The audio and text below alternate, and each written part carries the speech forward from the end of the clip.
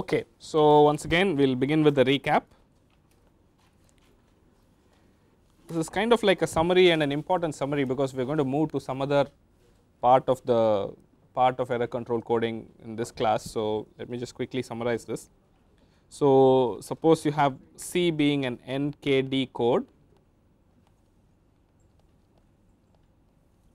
Okay, so we are thinking of this as a k dimensional subspace of well, I have been saying F2n, no. So let me just write that as F2n, F2n. Okay, and I pointed out that this vector space is a bit different. It has an inner product which is a little bit different, and it has only a finite number of elements. So a lot of restrictions come about because of that. Okay, so usually we use a row space description of C. C is described as the row space of a generator matrix, which is usually denoted G. Okay.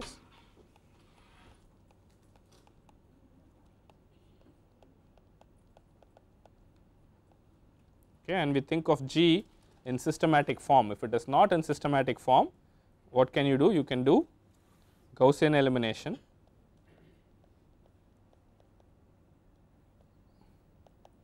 and let us say column swaps. If you do these two, you will end up in a form which looks like this IP, right. So now there is also a null space description of C.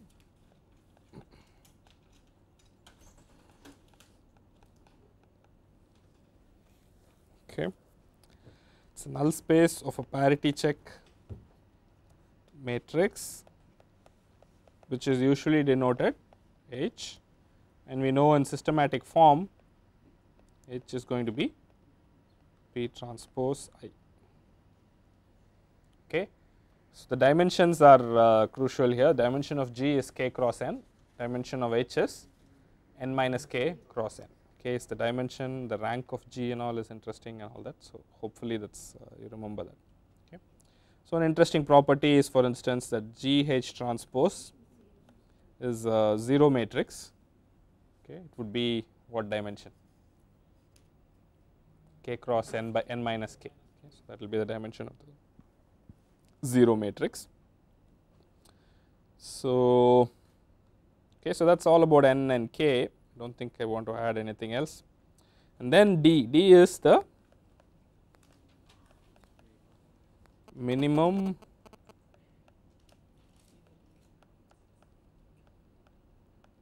Hamming weight of a non-zero code word. Okay, so that's the minimum distance. Why is this called the minimum distance? If you imagine all your code words as living in the space F2n, any two code words are separated by at least D flips, D bit flips. You have to flip at least D bits to go from one code word to the other. Okay, so that's the idea.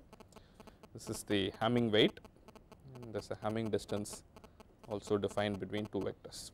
Okay, so now is a good time to ask any questions or some comments about any of this.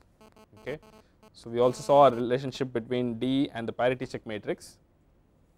Okay, it was the minimum number of columns of H that add to 0. Okay, so that was a useful characterization for designing parity check matrices with a given minimum distance. Okay, so we saw that for D, from a design point of view,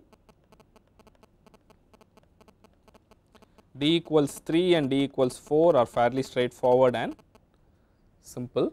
Okay, and then we saw some bounds, three types of bounds, three bounds: Hamming bound, singleton bound, and the Gilbert-Vershama bound.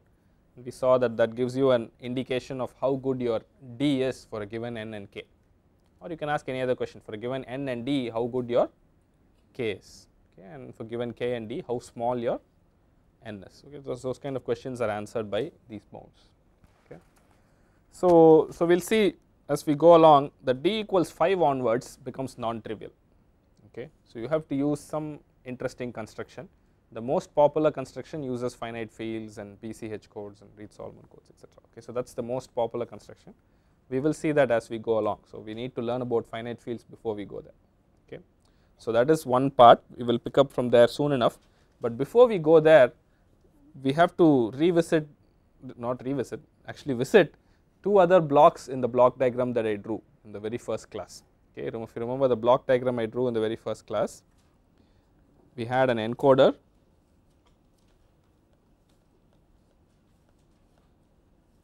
okay, we had a channel, and then we had a decoder, right. These are the three blocks that we had.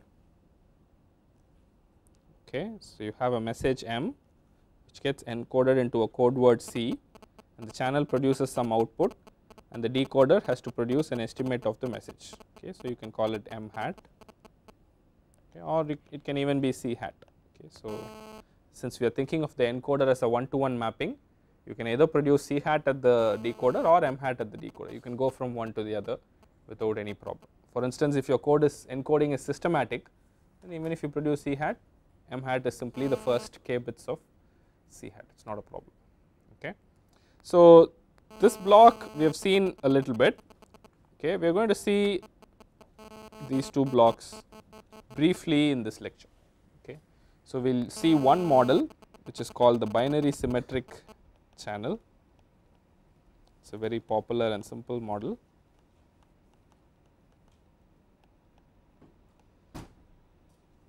Abbreviated as BSC. It is parameterized by one parameter P, which is usually between, well, which is always between 0 and half. Okay. So, this is the channel that we will see. Okay, I will describe it very briefly, it is easy to describe, and then we will also see the decoder. Okay, what is the best possible decoder that one can design for this channel. Okay, so we will see that soon enough. Okay. So, let us see what is the BSC of P, it is very easy. Okay, so it takes, so it is binary, so it takes binary input, there are two possible inputs 0 and 1, and there are two possible outputs 0 and 1 once again. So, it is binary input, binary output. Okay, so this is the input, this is the output, okay, and it is a channel. So, it will do something probabilistically. Okay, so if you send a 0 as input into this channel, it is going to put out the 0 with probability 1 minus P. Okay, so that is where the P comes in, 1 minus P, and it will flip it or make a transition or an error with probability P. Okay. So, that is the idea for 0, okay, and the channel is symmetric. So, you can imagine why it is said to be symmetric. So, whether you send a 0 or a 1, a similar thing happens. Symmetry is not the same, a similar thing happens. Okay. So, if you send a 1, you are going to receive a 1 with probability 1 minus P. If you send a 1, it is going to be flipped, or error is going to be introduced, or a transition is going to happen with probability P, which is the same as what was there for 0. Okay. So, this is the binary symmetric channel. It is very simple, it is a very elegant and simple channel, and it is elegant because of its simplicity and also because of its wide applicability. Okay, almost any digital communication system that you might see at some level can be modeled as a binary symmetric channel roughly. If you did your design carefully enough, it will become a binary symmetric channel. You are putting a bit in and a bit comes out at the other side of the channel. It is either the same bit as what was transmitted or it gets flipped with some probability. Okay, so, it is a very simple model that can be used. Okay. Another assumption that is implicit in when I write down a BSC of P is that successive bits go through this channel independently. Okay. That is also implied when I write it. I am not saying any dependency between successive bits, but hopefully it is good to make it explicit. Okay. So, if one bit goes through, second bit also goes through another instance of this channel independent of the first one. Okay. So, this is the model we will use for most of the course. Okay. So, more than maybe, okay, let me say half of the course we will use this model, okay, and then we will change to a little bit more of a realistic model. Okay. So, this model was very popular, let us say till the 80s or early 80s, and then the other more interesting models took over from there. Okay. So, we will start with this model at least for now. Okay. So, under this model what can I say comes out of the channel? Stream of bits. It is going to be binary, right? It is going to be a binary vector. Okay. So, I can denote that binary vector as say R. Okay. So, now I have a nice complete block diagram where the outputs are marked for everything, because previously I did not know what to put at the output of the channel. Now, I am saying the output of the channel is R, okay, and then the decoder works on it, you get a M hat or a C hat. Okay. So, let us see how to describe this R a little bit more precisely. Okay. So, you have a code word C going into a binary symmetric channel with transition probability P, okay, and you get an R. Okay. So, this is the model for the channel, and okay. By the way, a quick question, why did I say P is restricted between 0 and half? Why can't it be greater than half? It's like everybody is ready to answer the question. Okay, think about it if it is not clear to you, but if it is greater than half, you can relabel your 0 and 1 at the other side, and you will still get back your P less than half. Okay, simply call 0 as 1 and 1 as 0. It's just what you choose to call it, right? It's not anything, there's no major sanctity about it. So, you flip that, then you get back a P less than half. Okay. So, it's enough to look at P between 0 and half. Okay. So, now let us see how this picture looks. So, it's important to realize that when you do encoding, the code word that is going to go in is in a way random. Okay. So, you do not know ahead of time what code word you are going to put into the binary symmetric channel. Okay. So, of course, the C is also random, but let us just not worry. For some reason this thing keeps coming up. Okay. So, now it is gone, hopefully it will stay gone. Okay. All right. So, my hand is doing something. Okay. It cannot take. I mean, okay. Let us see. All right. So, anyway, so let's fix for now that C is some constant vector. Okay. C is some known vector that we transmitted. Let us say the all 0 code word, if you want to be very specific. Okay. Some vector that is being transmitted. Okay. What are the possible R's that I can receive on the other side? Okay. Okay, all 2 power n possibilities. Okay. So, this is n bits. Okay. And let us say this is fixed. What happens here is you definitely get n bits, but all 2 power n possibilities can occur. Yeah. So, of course, they all occur with different probability. Okay. That is the important thing. Okay. So, they all occur with some positive probability, but not all with equal probability. Right. If they all are with equal probability, then you can't do much. Okay. So, you might as well not do anything. Okay. So, that yeah. So, unless P is half, for instance. Okay. So, anyway, so it does not matter, all 2 power n possibilities can occur, but they occur with different probability. Okay. So, that is important, right. So, they occur with different probabilities.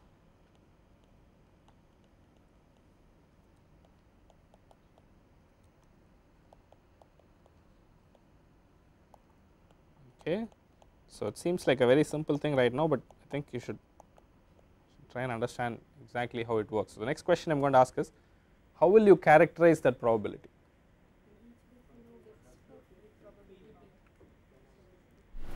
Probability so, you have to be able to write that down, right. So, suppose I want to write down probability of R given C.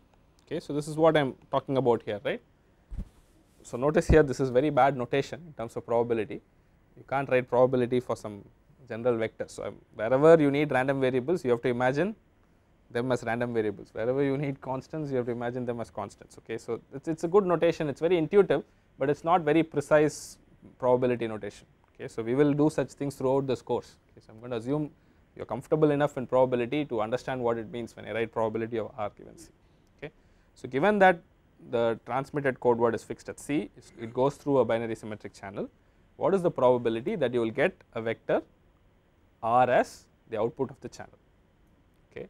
So, it should depend on what? it should depend on P, right. So, that is the first question I want you to be convinced about. Of course, it depends on P.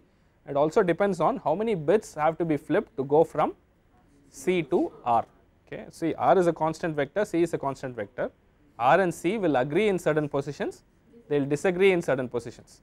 Wherever they agree, the channel should not make an error, right.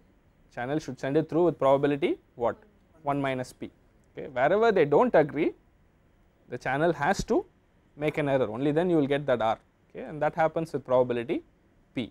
Okay. So, you can argue, and since successive bits go through independent versions, that is how we are imagining, then you can multiply all these things together. So, if you do that calculation in your head, you will finally get this answer. Okay. So, it will be P power the Hamming distance between R and C, and then 1 minus P raised to the power n minus the Hamming distance of R and C. Okay. So, this is a simple enough way of characterizing it. Is that okay? Okay. So, there is another very equivalent way of thinking of what this channel does. Okay. So, that is by this model. Okay. So, what people do is they look at this guy and write it equivalently of this form. They say what is actually happening is C is going in, some error vector gets added to C, and what you are getting out is R, which is the sum of C and E. Once again, when I mean sum, it is always modulo 2. Okay. So, it is just the XOR of C and E. Okay.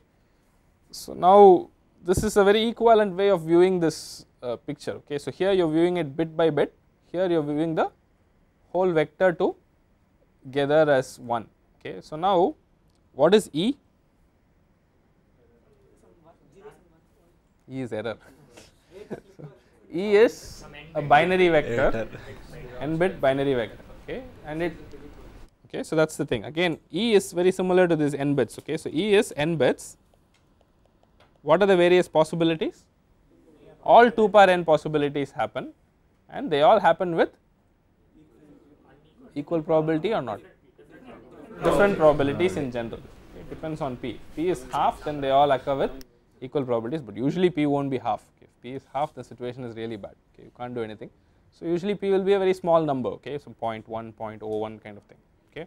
So, some vectors will be much more probable than others. Okay. So, in this equivalent picture, okay, so let me just try and fix this, because I do not know why something is just alerting me all the time, I have no idea. Okay. So, okay, anyway, hopefully it will not come again. Okay. So, in this picture, E becomes a random vector, right? E is random. So, we have to ask the question, what is the probability of E? Okay, if I give you one particular vector E, what will be its probability of occurring?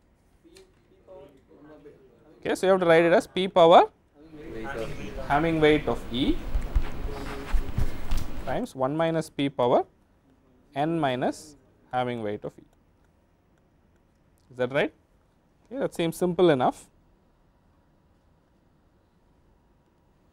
Okay, hopefully you are convinced of this. So, I can either describe the binary symmetric channel as in the bit by bit format, in which case I will write P of R given C, or I can think of it as an error vector being introduced which gets XORed with R. Okay, both of them are perfectly equivalent. I get very similar expressions, except that E itself becomes random and then I have weight of E. Okay. So, let me ask one question. For 0 less than P less than half, what is the most probable error vector E? Okay. So, for all 0 will be most probable. Okay. Why is that true? Because when P is between 0 and half, 1 minus P is greater than P. Okay. So, probability for getting the 0 in E is greater than probability of getting a 1 in E. Okay. So, let me once again write this down a little bit more in detail. So, maybe instead of just saying E is random, I should say E is E1, E2, so on till En. Okay. probability that ei equals 1 is p, okay, and what is probability that ei equals 0?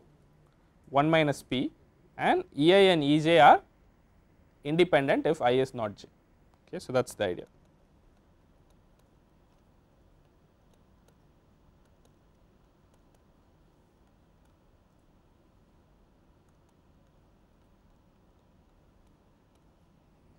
Okay, so this is the way to really see the relationship, and you see everything works out very cleanly this way. Okay, so think of the error vector E as n bits, each bit is 0 with probability 1 minus p and 1 with probability p. So if the ith bit was 1, then it means that the ith bit of C got flipped on the channel, otherwise it does not get flipped.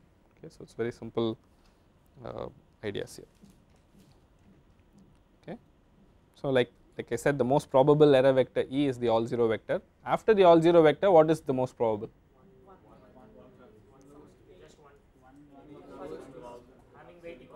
Okay, vectors of weight 1.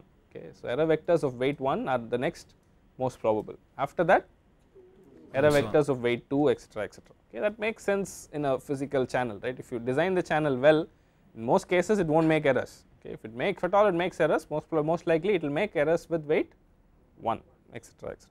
Okay, so that is the way to think about it. Okay, so that is the channel. We will stop here with the channel for now, and then we will move on to the decoder. Okay.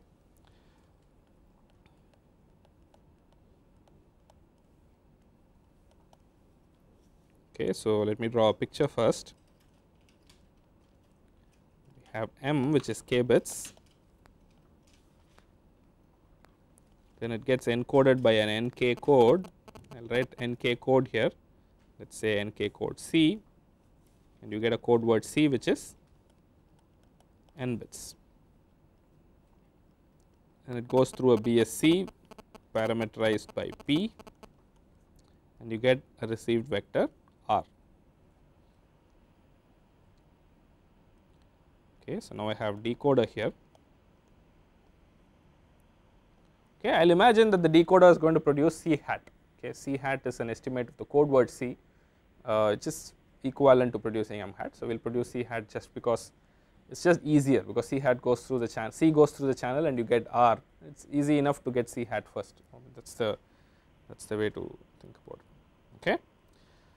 So what is this decoder? This decoder right now we will simply think of it as a big table. Okay, so it is a huge table. What does the table contain? First column is R, and the next column is C hat of R. Okay, so the output is clearly C hat of R. Okay, so it looks at the received vector and puts out an output as C hat. Okay, it has a huge table. So the table is basically, it has R1, R2, so on till what? R2 par n. It has all possible error code words listed, and for each of those things it would do a C hat of R1. There will be a vector here which will be C hat of R1 and so on. Okay, C hat of R2, so on.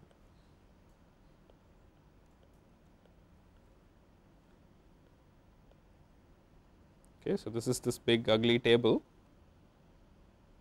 It is truly an ugly table. Okay. All right, so that is the table. Okay. So okay, the first question, which is very easy to answer, is on the left hand side of the table I have 2 par n possibilities, right? All of the 2 par n possibilities will occur. What about the right hand side of the table? Okay, so it will only be from the code. Okay, so you should never output anything which is not from the code.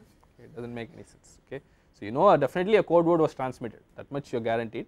So definitely your output should be a code word. Okay, so but so it's only 2 par k possibilities, but how many of them are there? 2 par n. So clearly several entries will occur several times. Okay, so that will happen. Cannot avoid it. That's how this table will be. Okay, so the question we are going to ask first is, what is the optimal way to build this table? Okay, for this channel. Okay, that's the first question we are going to ask and answer. And then we will go on and see maybe there are suboptimal ways also, and we will answer that question also. Okay, so the first thing is, what is the optimal way to do it? Okay, so optimal way to do it would minimize probability of error.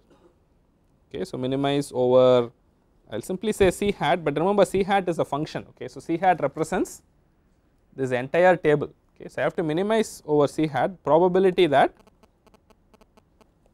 C hat of R is not equal to C. Okay. So, this is what I want to minimize, right, am I right? Okay, minimize the probability of error. So, what should be the optimal choice? When I say optimal, I am minimizing or maximizing something, I am optimizing something. The thing I want to optimize is probability of error, probability that I make an error. Okay, seems like a reasonable thing to optimize. And what am I optimizing over? The various choices for this table. Okay, so, you might have seen this before in some form or the other, but I think it is good to see it once again, because it is a little bit of a tricky issue here to convince yourself that it is optimal. Okay. So, one thing that this is perfectly equivalent to is to say I want to maximize C hat probability that C hat of R equals C. Okay. Now comes the crucial step. Okay. I know when I taught 356 I emphasized this crucial step. What is the crucial step next? See, anybody remembers? Okay, the point is you do not try to find the entire table in one step. Okay, you will always get confused, you will never go anywhere. So, what should you do? You should attack the table one row at a time. So, you should split this up as given R multiplied over probability of R, okay, and then you can make progress. You can attack it one row at a time. Okay, so, how do I attack it one row at a time? So, I can write this probability expression as summation over R probability that C hat of R equals C given R times what? Probability of R. Okay. So, now I am in some rth row. Okay. So, rth row which gives me the C hat of R, okay, particular row. Okay. So, there are only 2 per n terms in the summation. I am saying only 2 per n can be a very large number, but it has got 2 per n things. Okay. So, once you write it like this, condition on R, try and attack it row by row, you will notice something interesting. Okay. So, what you will notice is probability of R, whatever it is positive, and whatever your choice of C hat is, probability of R will never change, okay, because C hat happens after R has been received. R just depends on the channel. Okay. So, this term is independent of your optimization and it is non-negative. Okay. In most cases it is going to be positive. Okay.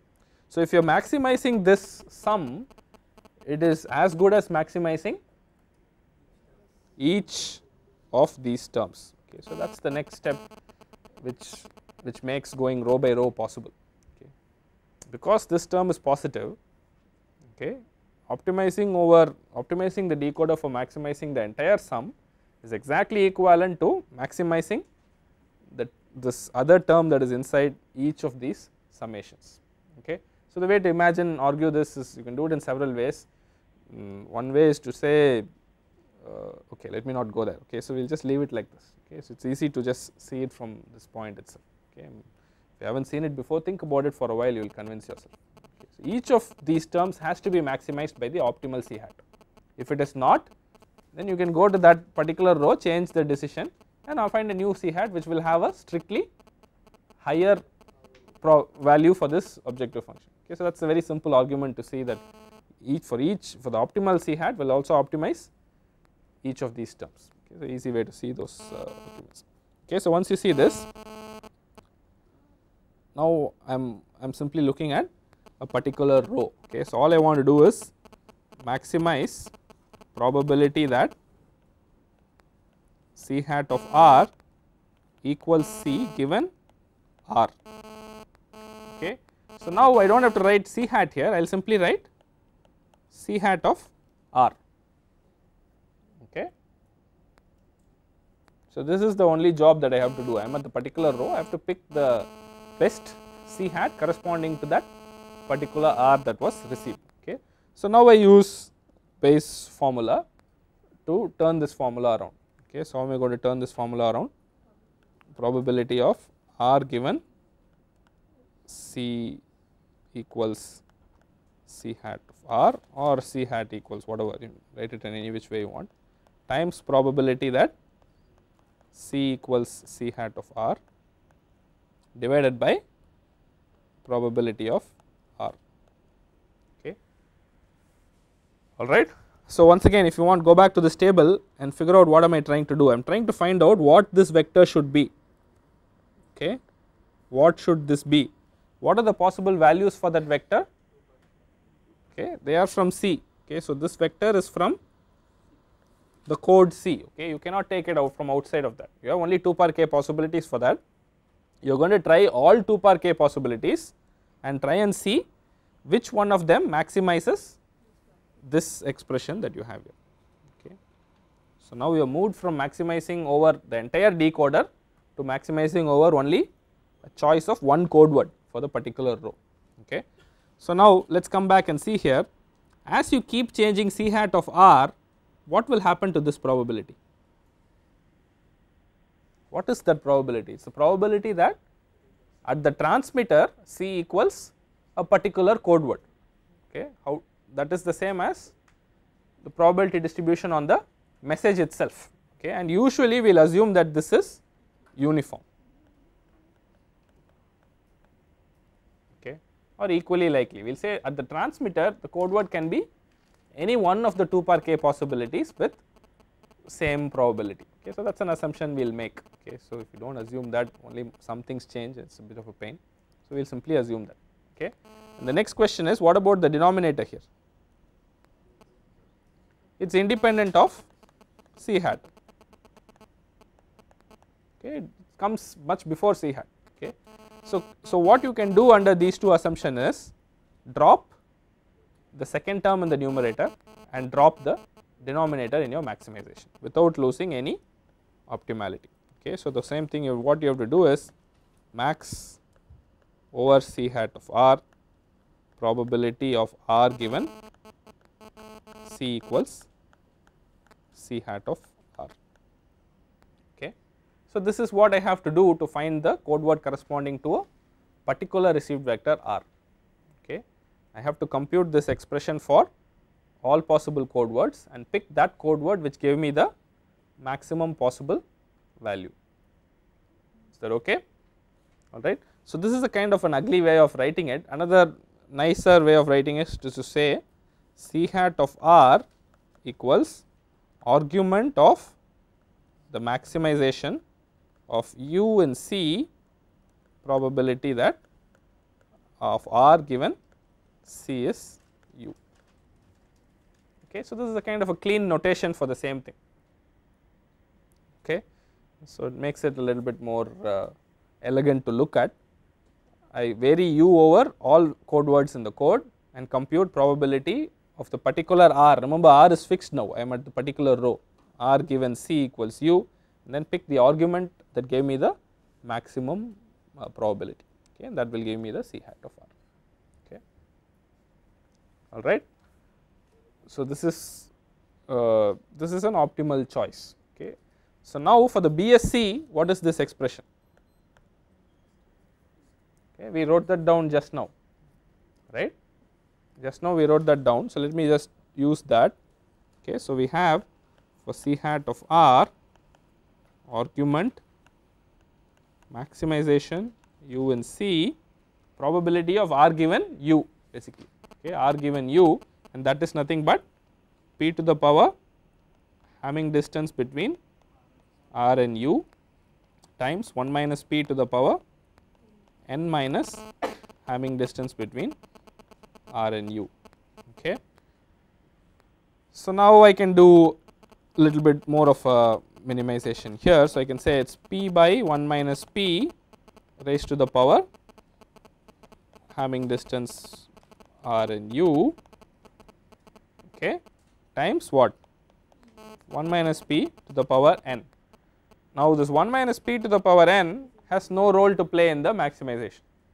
Okay, so it does not change if I change U, right? For a given R, if I change U, that will not change. So you might as well drop it from your maximization. Okay, so now I have an equivalent maximization.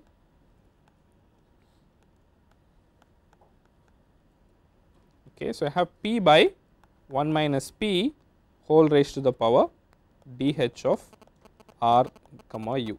Okay, so one can show without too much work the following result. I will write down the result and then I will say why it is true. Okay, so it is not too difficult to do this.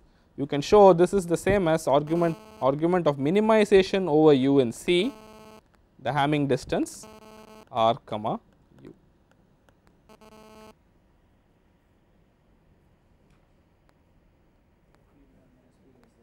Okay, yeah, this is because p by 1 minus p is less than 1, because p is less than half. Okay, so p is smaller than 1 minus p, so p by 1 minus p will be less than 1, right. P is less than half, so 1 minus p is larger. So if you do p by 1 minus p, you will get something which is less than 1.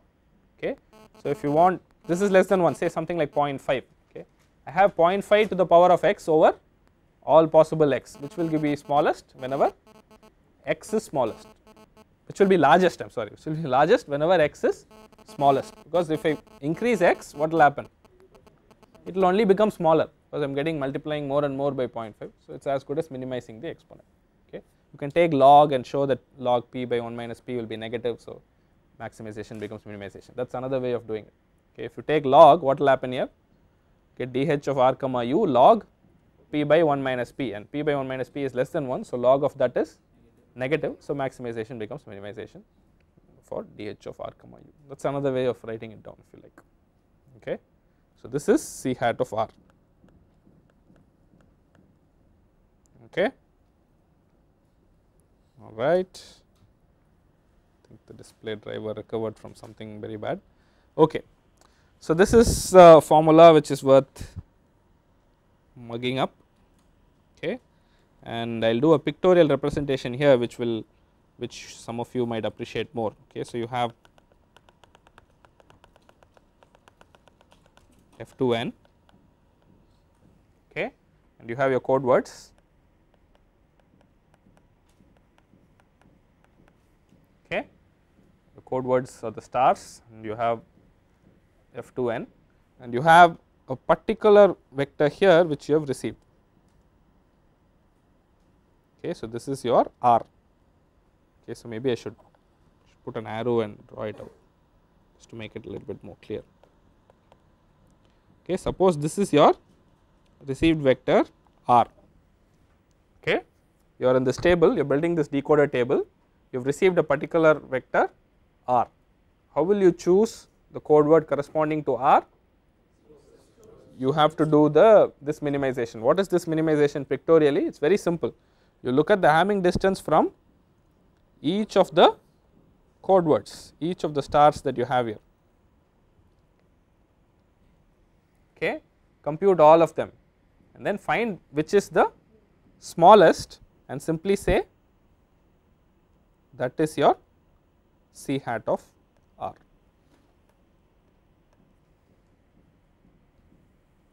Okay, so this is how you build the optimal decoder table, the decoder for the table for the best possible decoder. It will minimize your probability of error. No other decoder can give you a smaller probability of error. How do you build the table? You go to each and every r, you know all the r's are possible, right. So you go to each and every r, then look for the closest code word in Hamming distance and simply say that is my estimate of the transmitted code. Okay, so that is how you build the table. Okay, very intuitive, right. I could have just drawn this picture, if all of you would have accepted it without any problems, but it is good to know that no other decoder can give you a smaller probability of error. Okay, so if you are wondering maybe I can do something more here, so this does not work. This is the only one which will give you the best possible probability of error.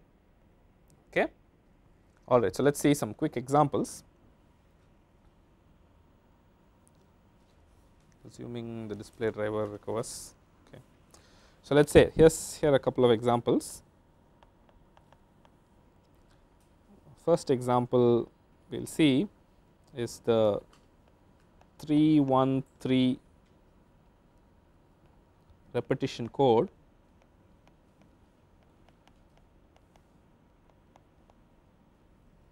Okay, all right. So what is the 313 repetition code? Yeah, it is very easy, 000 111. Okay, so of course the problem that I am asking you to do is to make the table for the optimal decoder. What is the optimal decoder basically? want you to describe it, the best way to describe it is to make the table. In this case you can easily make a table. How many possible received vectors are there? 8 possibilities, and you have to see which of them they are close to. That's all. Okay, so let us just quickly do that, it is not very difficult.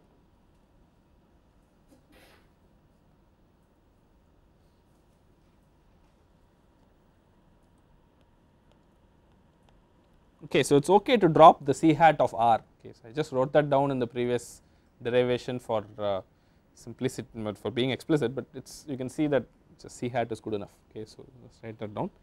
So 0 0 0 0 0 1 0 1 0 1 0 0. I am writing it in a slightly different order. You can see why I am writing it in a different order. Okay, so you will see that the closest code word for all these guys will be 0 0 0. The closest code word for all these guys will be 1 1 1. Is that okay?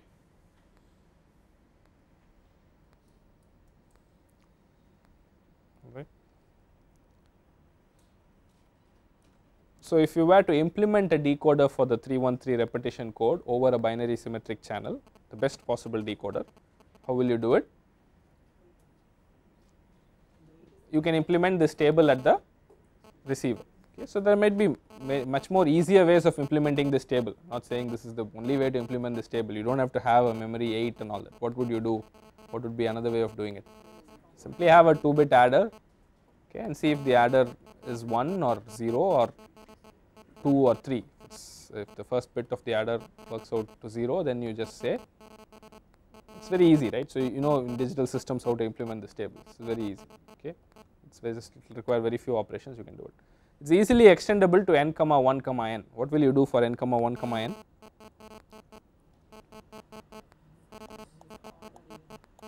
Okay, let's say n is odd.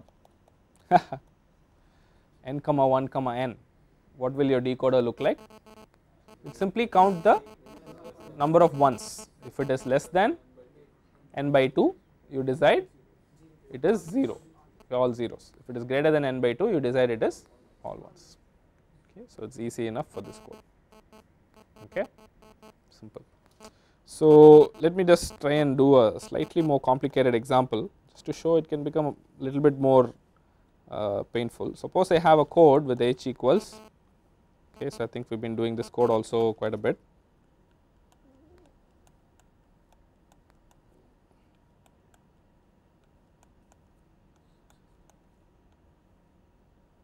Okay, so this is a, it's a 6 comma 6 3 3 code. Do you agree? You agree with all the 3 parameters? 6 is easy, 3 is easy because the first 3 columns simply give you I, and then what about D? There is no repetition, no all 0 column, and then there are 3 columns that add to 0. So you get D equals 3. Okay. So now you have 8 different code words. How many different received vectors?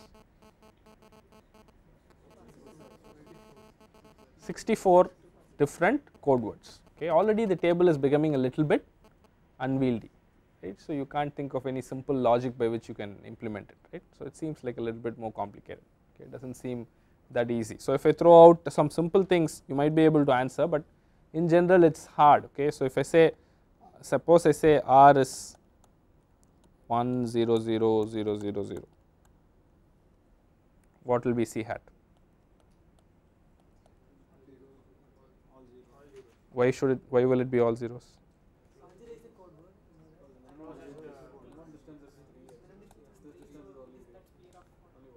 Okay, yeah, so that's the idea. So you know the minimum distance is 3, okay, and all 0 is a distance 1 away from 1 0 0 0 0 0. Okay, so you can't find anything which is closer than 1 away. Okay, if it's closer than 1 away, what does it mean?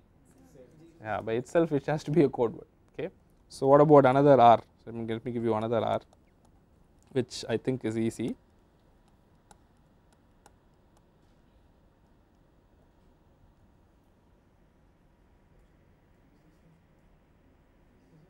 Yeah, this is a code word, right. So, it seems like it's an interesting check to do is to compute whether it's a code word or not. Okay, so maybe so how do you compute, how do you check quickly that it's a code word? Do h times r transpose, you get 0. Okay, so clearly it's at a distance 0 from one code word, and you can never get any other code word which is closer than 0. So you can easily conclude that.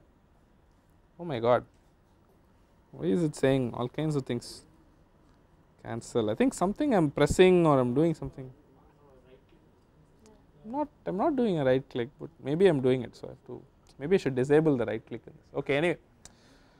So it quickly becomes a little bit more painful. Okay, so what we'll see next. Okay, so what we'll see next is for at least problems of this kind. Okay, so some 633 at least of this kind or comparable size. How do you make this this process a little bit simpler? Okay, we will see eventually that it cannot be made simple, because people have shown that the ML decoding or best decoding for BSc is once again one of those NP complete problems. Okay, so you can't really do it very well at the end of the day, but we will see at least for small size problems that there is a better method than exhaustive searching. Okay, so a table of size 64 is not needed. A table of size 8 is good enough in this case. Okay, so it seems a little bit surprising when you look at it, but it's a very simple and intuitive idea which works out very well. Okay, so that's what we're going to see next, and that's called a syndrome decoder. Okay, so it's the exact same decoder, but it's implemented using something called the syndrome, and so you call it the syndrome decoder. Okay, what is the motivation? It's a slightly simpler. Okay, I'm saying slightly because it's not really all that simple. So you'll see eventually this can also blow up, but it's slightly simpler than exhaustive search. It can be in some cases.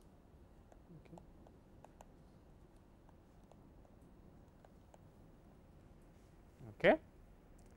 So in what way? See, exhaustive search, if you want to search through all the code words, complexity is roughly you need like 2 par k operations, right, of the order of 2 par k, 2 par k times n if you want to be very picky about it, but 2 par k. Okay, so that's the kind of operation you want. So it turns out 2 par n minus k is usually, oh let me see, I'm sorry, 2 par n, right, sorry, why am I saying 2 par n is just a brute force way of building that table, right. You have to go through each row, and that each row is 2 par n times 2 par k maybe, right, because for each row you are going to compare with 2 par k different code words. So maybe you can say 2 par n into 2 par k if you do like a very rough count. It turns out overall you can get away with roughly about 2 par n minus k. Okay, but once again 2 par n minus k is also fairly large. If n is 1000, k is 500, doesn't matter whether it's 2 par k or 2 par n or 2 par n minus k, either way you can't do much. Okay, so n minus k also becomes very large. Okay, so you can't do much with this, but nevertheless it's an interesting idea which gives you several suboptimal decoders which can be implemented very easily. Okay, so you start with this, it will seem like a complicated idea, but nevertheless it gives you a lot of suboptimal decoders which can be implemented. Okay, so this idea of looking at the syndrome as opposed to looking at the entire received vector R is very powerful, that gives you a lot of decoders. Okay, so we'll stop here. I have a little bit more time, but anyway the next lecture is 75 minutes, so we'll stop here.